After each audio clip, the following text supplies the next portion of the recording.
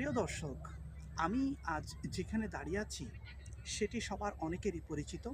আমাদের সেই বিখ্যাত মরিয়মনগরের কর্ণফুলীর চর, যে চর নিয়ে অনেকের অনেক স্মৃতি। আজ যারা এলাকায় নেই কিংবা বিদেশে আছেন, তাদের অনেক স্মৃতি রয়েছে। আজ কতদিন আপনারা এই চর দেখেননি, অথচ যেই চরে আপনারা দীর্ঘ সময় পার করেছেন। চলুন আজকে আপনাদেরকে বর্তমান চরের অবস্থাটা দেখাবো। এটি হচ্ছে প্রায় ৩৫ বছর আগে নির্মিত সেই পুরনো বাঁধের কিছু অংশ। যেই বাঁধটি ২০০৭ সালে যখন প্রলয়ঙ্করী বন্যা হয়েছিল, তখন সেটি ভেঙে গিয়েছিল। নদীর ভাঙন হতে রক্ষা পাওয়ার জন্য পরবর্তীতে ব্লক দেওয়া হয়।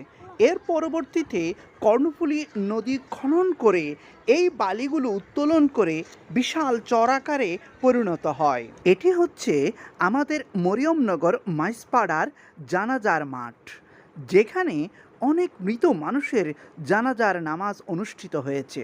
এর পাশে এই ইবাদতখানাটি তৈরি হয়েছে, যেখানে নিয়মিত নামাজ আদায় হয়। আমাদের এই এলাকার সব বয়সী মানুষের এই চর নিয়ে কত স্মৃতি রয়েছে তা কল্পনা করা যাবে না। আমার এই ভিডিওর মাধ্যমে সবাইকে একটু পুরনো দিনের কথা স্মরণ করিয়ে দেওয়ার চেষ্টা করেছি আর শেয়ার করার অনুরোধ।